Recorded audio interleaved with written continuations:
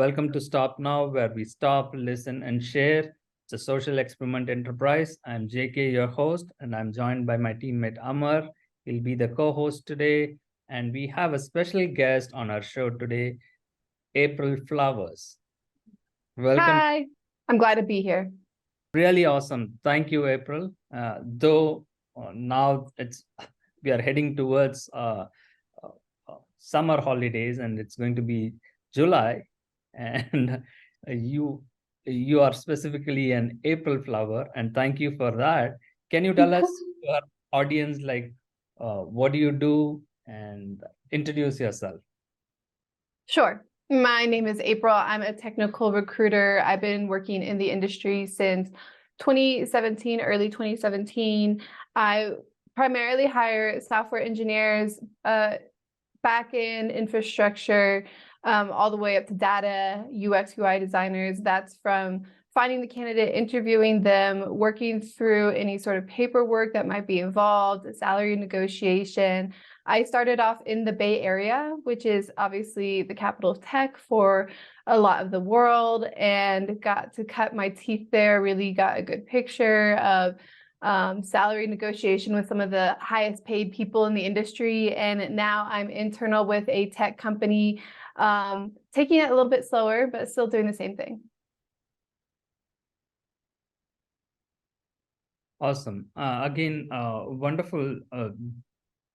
A great introduction on your part, right, in terms of what you do in the Silicon Valley, being a tech recruiter. It's a crucial thing, right? It's kind of how I say, like, it's big money, and talented people are needed in those corporate world, and hiring them.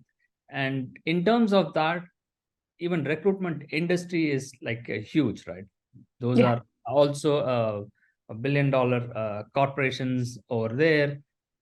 So can you tell us more about that, right? Because we have been doing some social experiment, and I was involved in launching a daily show. It's an investigative channel. I'll talk about it more, but this is about you, right? So we want to have you share your knowledge and information with our audience in terms of how the recruitment industry is.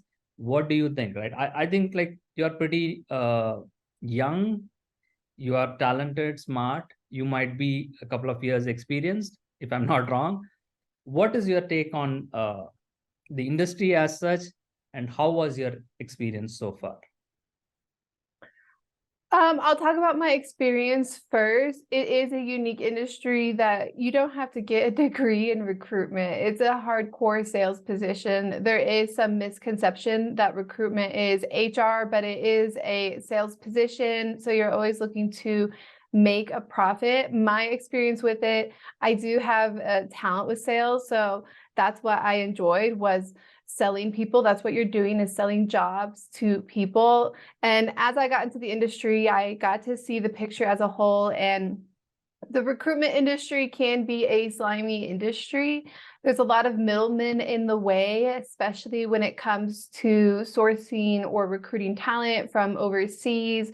There's a lot of companies that are designed to somewhat sell the American dream to international students or professionals and get them to the US, and under visa restrictions that can limit their freedom. And even for like Americans do suffer from the recruitment industry. There's a lot of fake posts, a lot of fake job posts are put online. There's a lot of reasons behind those fake job posts, but it is frustrating. And now that we are moving into a different economy, the recruitment industry has been a nuclear war. A lot of recruiters got laid off. A majority of the recruiters at the big FAANG companies got laid off. So you have a lot of sales professionals that no longer have their normal employment. The industry, I would suspect, in the next few years is going to shrink, but that's not exactly going to be enjoyable. I do think overall hiring in tech is going to be different. There's a lot of people who've been trying to solve the recruitment industry, but when it comes to tech recruitment, the problem has been the lack of talent. And we are seeing a lot less disparity in the lack of talent. Yeah, April. I know that most of the recruiter they are sitting from India and use the US number and telling the candidate that he is from USA. So don't you think it's illegal? Um, there's a lot of illegal activity happening in the hiring industry. There is, of course, a lot of international recruiters posing as Americans trying to get the American Recruitment Commission. That's been around for, I'm pretty sure, decades at this point. Particularly, there's companies like Infosys. They have offices in international countries, China and India primarily. They go after these new graduates. They say, we'll sponsor your visa to live in the US and you can work for us. But what happens is that these employees are working at a lower than average salary as third-party contractors. And it's really hard to transition outside of that contractor position once you do a year or two contracting. It's really hard to get a full-time job. It's even harder to get someone to sponsor your visa. So a lot of people get stuck in these consulting circles until essentially they get booted out of the country. Unfortunately, a lot of the visa programs for international workers are temporary at the heart. They're temporary visas. So the program and the systems aren't well designed to have a lot of people who they come out here when they're like 21 or 22 and they build a career here. They have a respectable career out here, but you know, 7 to 8 years in, there might be some difficulty. They're on a temporary visa, so they got to go back. There's other issues I'm seeing happening in the recruitment industry too. Particularly, this happened during COVID that I saw several different names listed, hired at several different companies with the same social security number, the same phone number, sometimes the same email number. And I suspect that there are people that are living internationally, posing as American remote workers who have somehow a social security number to deal with the taxes. So that's another aspect of the recruitment industry turning their eye away from like an obvious problem. Yeah, April, getting back to it, right? So again, why we found you to be on our show, the reason behind is like you have that knowledge and experience, right? So you have worked in the industry and you know the flaws. And what do you think, like, how do we fix these things? So being an American, right? So we struggle to find solution, and we know that like there is a fraud and corruption going on, but the agencies who needs to prosecute, they are going blind eye to these things.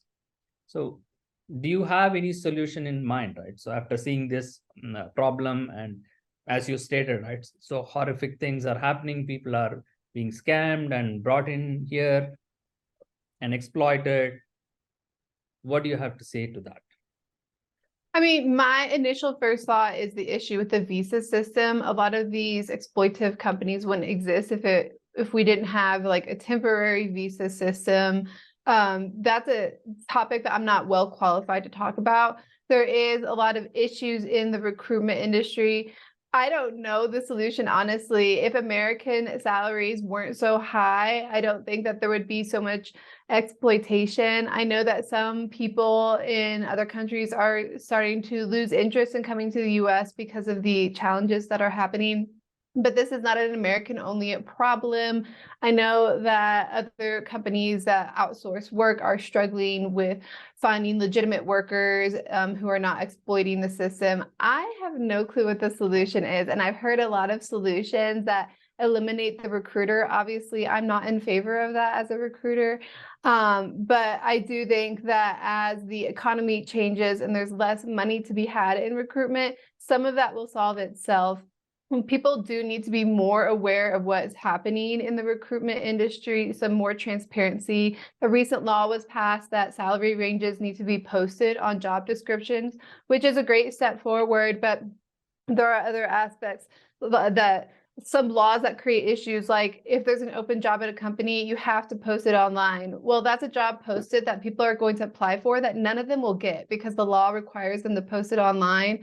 So maybe we need to update some of these laws around like the online job market, but I have no clue what the solution is. It is quite a problem, and not a lot of people are talking about the exploitation happening, particularly with people coming from a foreign country to the US.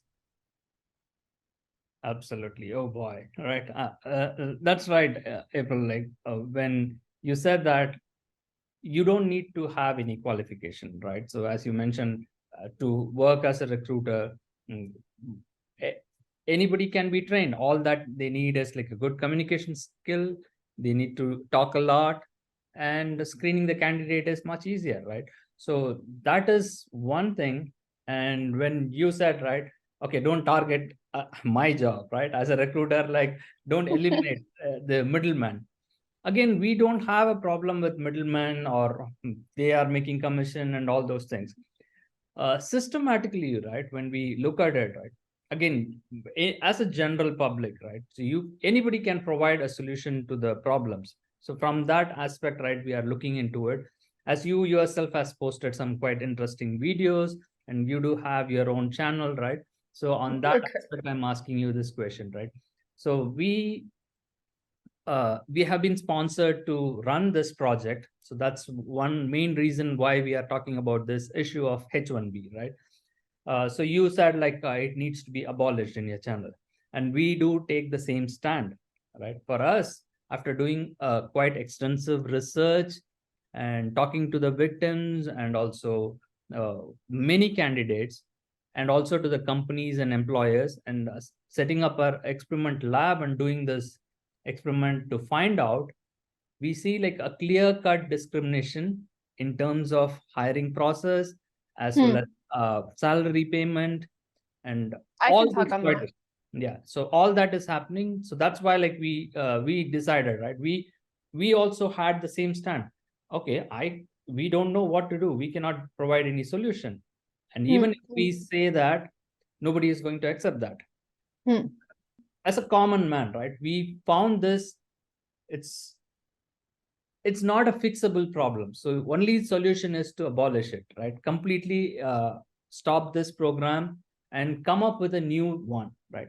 Again, the politicians and the Congress have to take that bold decision and move forward, not to exploit humans. That's the basic premise in which like our Stop Now organization fighting for human rights and stop the human trafficking, all the horrendous crimes that is happening in our country. So that is the main basis on which we are asking this question. So from your standpoint, right, though you are very young and you just started your career in recruitment industry, so what is the scope that you are looking forward? Like, do you want to work in the same industry, grow up in that, or you just feel like at any point, even right now, like, okay, this is frustrating, like I hate this job, I should choose some other career path? Have you ever thought of that? Of course, I have thought of those things. And in the future, my future is not director of recruiting necessarily. It's been a great way to get in the tech industry. I will say, when you mention the discrimination that happens in the tech industry, it can be frustrating to have to be on the hiring side of that. Speaking particularly to people who are not citizens or green card holders, it can be frustrating on my side as well to know that I have to say no to a lot of really talented candidates because my company decided that we have enough H-1B or OPT holders. That is the most prevalent discrimination in the tech industry, which there's like two flips of that coin, but I would say actively recruiters are looking at resumes, and if we see things like international bachelor's degree, we're going to assume that there's some sort of visa issue. So we may put you in a pile of, we have to ask that person about their visa issue. And if I'm in the interview process, I get down to the offer stage, I find out they're on H-1B, there is a more than 50% chance I'll retract the offer because I didn't know about that. It takes a while to transfer the H-1B visa and the timeline of it. So it does get frustrating. Being a recruiter is like being the bad guy because you have to say no to people a lot. So a lot of people in the recruitment industry do get out pretty quickly. Of course, some people will stay their whole career, but it's not that uncommon for people to get burnt out from the experience. You had mentioned, recruiters are calling, like, how do they decide? A lot of these recruiters have no experience whatsoever. They're given like a stack of resumes. You call every resume, you pitch the job, whoever accepts the call or wants to move forward. So it's a lot less customized of a process than candidates realize. It's really like shuffling cattle. I will say now that I'm internal, things are better because I have a company culture that I have to match. But a lot of these third-party recruiters that are more exploitive, like you had mentioned, they might be in India with like an American phone number and their name is John. Those people are really grinding really hard. I would say it's quantity over quality. I am more on the latter side of recruiters that are more quality, but it creates a lot of problems for me, for the candidate, and it makes discrimination really easy because if I'm an internal company and a recruiter brings a candidate to me, I can tell that recruiter is at Infosys. Their email is an Indian email. It has the IN at the end. There's like a high chance that they're going to be on a visa. A lot of companies don't even look at those third-party recruitment company emails. So it's wasting a lot of time. It's getting a lot of people like crushing their hearts in a way, and keeping people in these unfortunate job situations. It's very white collar human trafficking, in my opinion, because you're still employed. Maybe you have insurance, but you're being exploited. You're being massively underpaid. You have a fire under your butt that you have to keep that job. Or if you get laid off, you have another fire that you have 60 days to get another job. And a lot of people in this economy, they have 60 days to get a new job, and that's probably not going to happen. So it creates problems realistic in the industry, but it's also, there's an immoral aspect to it. So I don't know if I'll stay in recruitment for a long time. I can't exactly take some of the, it's kind of painful to hear really qualified candidates tell me that they can only get one second interview for every 10 recruiter phone screens they do. And I've heard that story a lot. Very talented, skilled people that just have a very hard time getting a job because they have a restriction. Yeah, absolutely. Right. So it always happens, right? So as you pointed it out, right, even in your not just your industry, your job itself, right? So you have a target, right? I mean, I'm not sure, but this we found out from the other people who are calling from India. Though they are doing their job, right? I don't find that as a problem, right? You are, as a recruiter, you have to do your job, right? So have you ever felt like you are being exploited, you are underpaid? Because even the recruitment industry itself is hijacked by, I don't want to use that third world country, but people who have less opportunity over there, they are ready to work, right? Like, for example, if I have to hire a recruiter and pay them full time, I have to pay minimum of $4,000, $5,000, for which I can get 10 recruiters in from India or from other countries. So why would, as a business owner, have a recruiter here in US rather than have 10 recruiters at the same cost? So that is the reason, right? Have you ever felt that like a large number of recruiters are being outsourced and they are doing their job, they are taking your job? Have you ever felt that? I will say that I've never found an entry-level recruitment job in the US that pays more than 50 grand. I was making like 43 grand in the Bay Area when I started in recruitment. So recruitment is low paying for Americans in general. I don't feel too much threat from these international recruiters because they behave entirely differently than American recruiters. Obviously, American recruiters have a better idea of like cultural and social stuff. Now that I'm internal, which is a different position, you're talking about third-party recruiters. I work internal at a company, and now a lot of those companies come to me. There is a clear cultural difference when it comes to like the communication, understanding what the client needs. So I don't feel too much that my job is at risk from that, but I would say those third-party recruitment companies definitely do eat into the job market for American recruiters. That's, it's hard to deny. There's a lot of companies that I'm more afraid of the softwares that are coming up, like Hired.com, you have Wellfound.com, even Indeed is getting better at their service that they're offering. So that's where I see the most risk is like AI or these websites. But thankfully, the cultural difference between, and that's what kind of makes it more of a difficult situation or a painful situation, because I know a lot of these people that are working with these third-party international recruiters posing as American recruiters.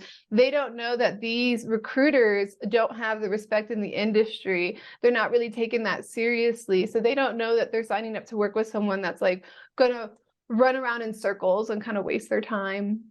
But now that I'm internal, I feel great about the benefits I have, the salary that I have. When I was working third party, it's very hard to make good. You can be making a well above 6 figures as a recruiter, but you're going to be out of the company. That's probably like 10% of the company. Everyone else is making minimum.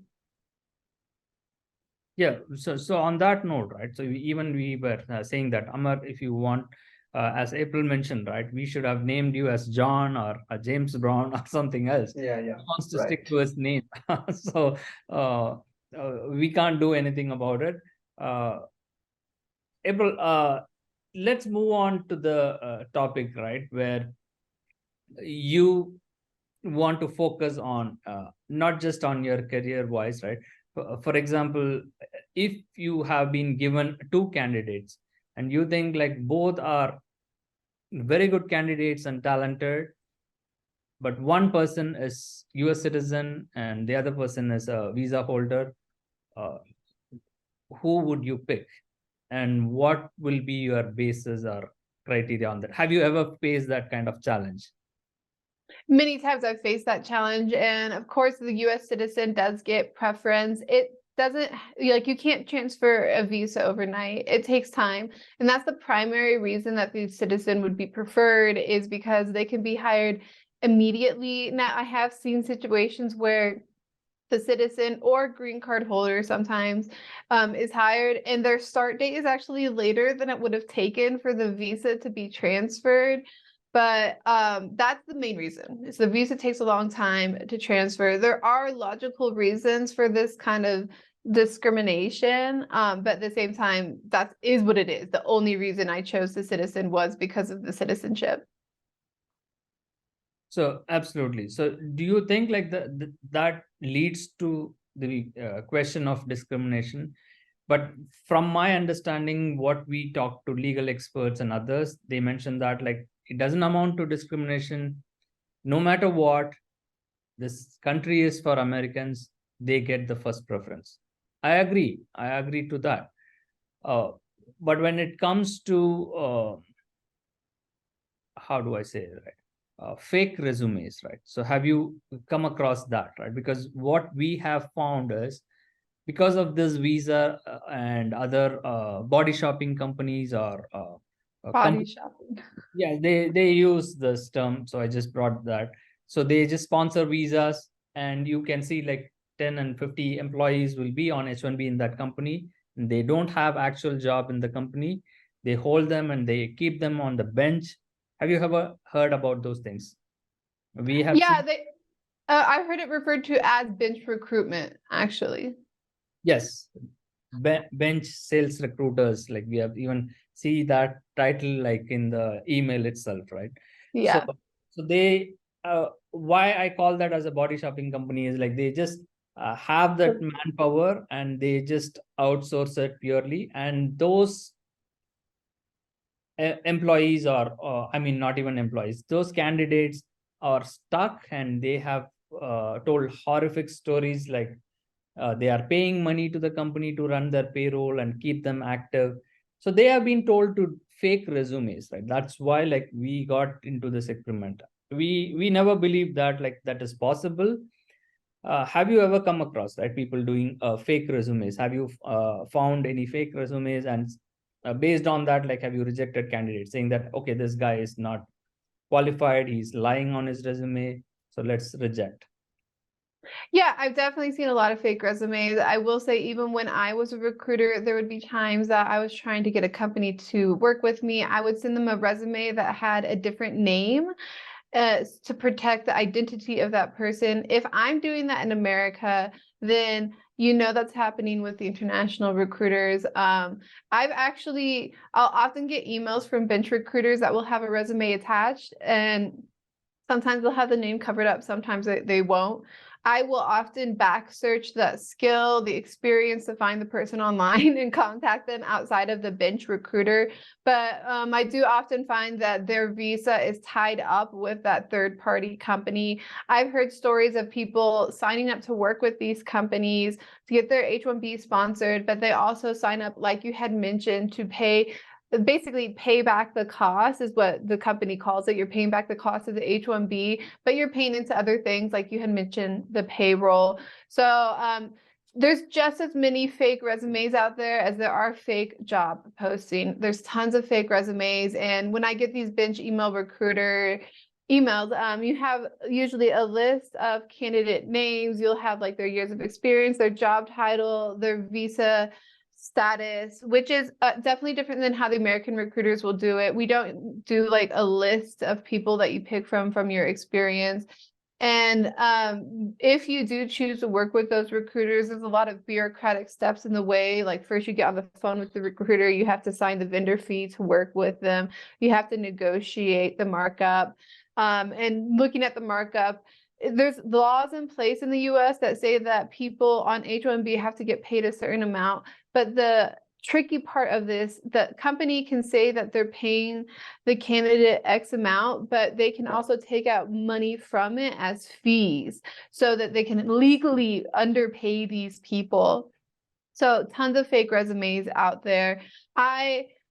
From this side of it, I have no clue how anyone gets a job with bench recruiters. It seems like it's purely just like this body shop, like you had mentioned it. I will say there are definitely opportunities for people on H-1B to get plucked right from wherever they are to Uber, Google, Pinterest, Lyft.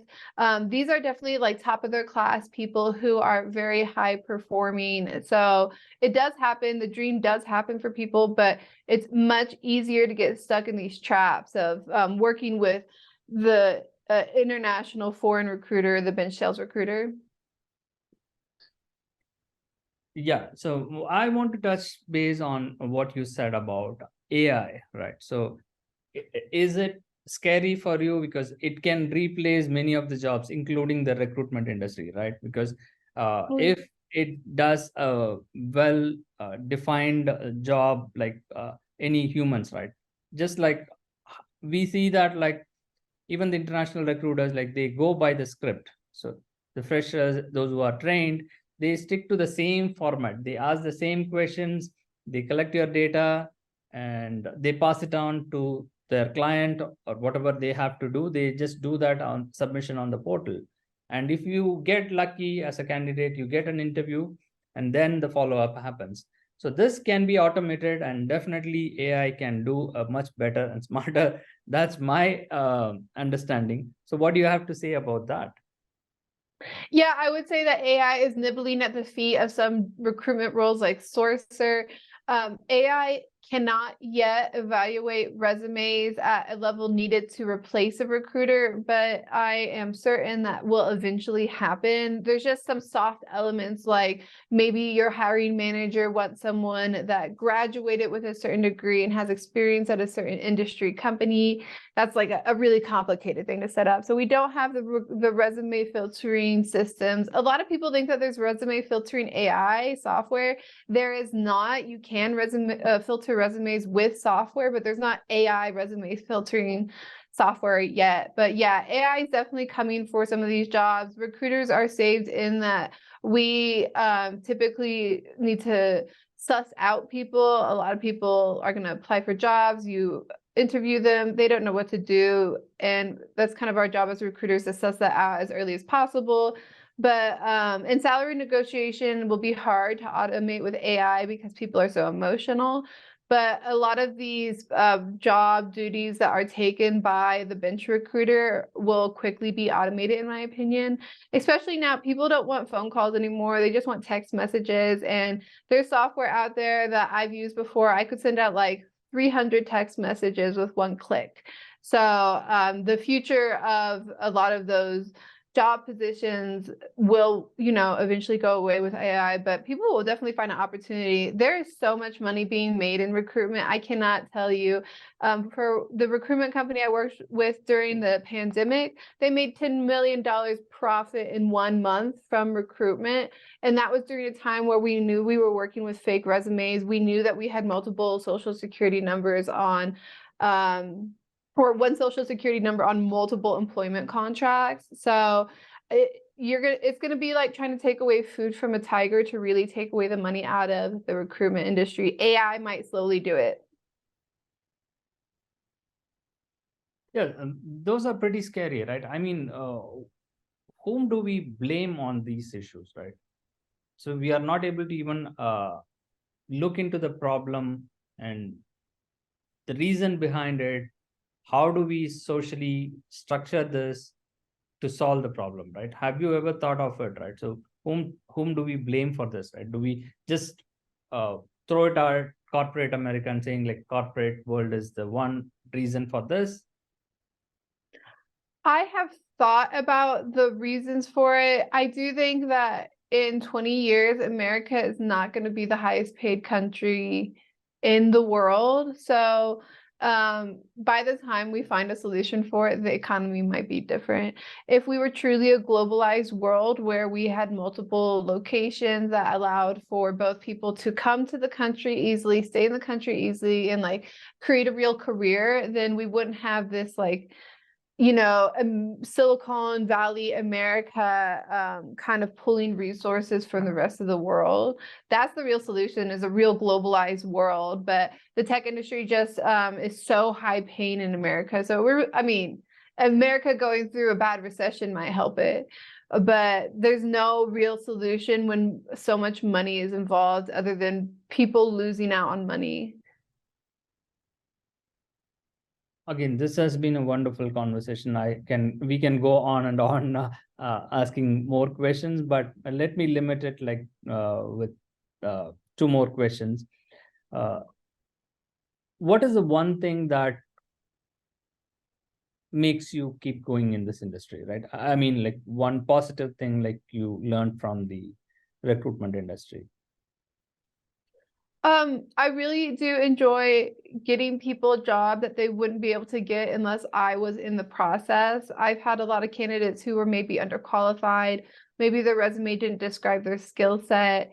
And that's really enjoyable to be more than just like a physical AI resume software filter. I'm getting people real opportunities. So that's what keeps me going. And that's what I really enjoy in the industry, because a lot of people don't have good resumes out there. So anyone that's watching, if you have a bad resume, you can still get a job. Wow, that's awesome, right? So yeah, that satisfaction, right, from your job, right? When you help people, and it's more than just you getting paid, like you are trying to help people to get their job, get their dreams. That's a beautiful thing to do, and you get satisfaction in your job.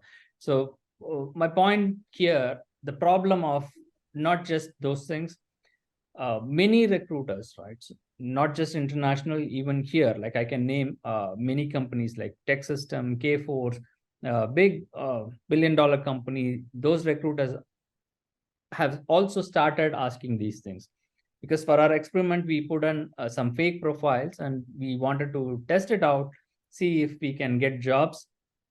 But we are surprised, we were able to get job, we are able to even place, and the candidates don't be surprised, we are shocked, right? Wow. Someone got in trouble for that. Yes, we are going to post that video. We have recorded evidence, and the guy is making $10,000 now. He's working in a big telecom company. I can even name that. So what I'm trying to say here is, everybody, right? All the recruiters are literally pissing us off. The reason why I say that is not you, April. Of course. The reason is, they ask for your social security number. They ask for your, if you say like you are a green card, they ask for your green card copy. They ask your date of birth, everything, right? So when they ask for your identification, you are not offering me a job. You are not giving me an offer letter. But just for submitting my resume, they started asking all these questions. So do you think that is legal? That is definitely problematic and a red flag. I personally have never asked someone for their social security number. I've hired people making $270,000. I don't need to know that information. That's for the paperwork. So, warning for anyone out there, if anyone's asking for a photo ID, they're asking for your home address, your social security number. None of that information is necessary to offer you a job, so you don't need to provide it. Absolutely. I totally agree on that. But this has been our experiment as such, like to That's prove wild. happening, right? So it is wild. And again, any final comments and thoughts, right? Because we are going to have you back in our show regularly, and we need to talk a lot. And probably you can join our team if you are interested, and you can even host shows along with our team. What do you have to say? Yeah, I love talking about this kind of stuff, especially problems that a lot of people are not seeing, particularly when it comes to recruitment. I hope people do talk a lot more about the exploitation and the problems there. And yeah, I would love to host a show talking about these problems, of course. Well, that's a blooming flower here, April flowers for us. And thank you, April. And it's so nice talking to you. We get energized and excited to have you on our talk show. Thank you. Thank Before you. we wrap up, any final comments or thoughts you want to put it out? A shout out? I do have a YouTube channel that I have a new video coming up. I talk primarily about getting a job in the tech environment. If you are struggling to get a job on a visa, feel free to reach out to me and I can give you some tips. It is a hard job market out there, so don't be picky. And please share any difficulties that you have with the job market so other people can know they're not alone. Wonderful. Again, thank you all. Thank you for staying tuned and watching us. Please subscribe to our channel and comment. Signing off on behalf of Amar and JK. Once again, thank you, April. Bye for now.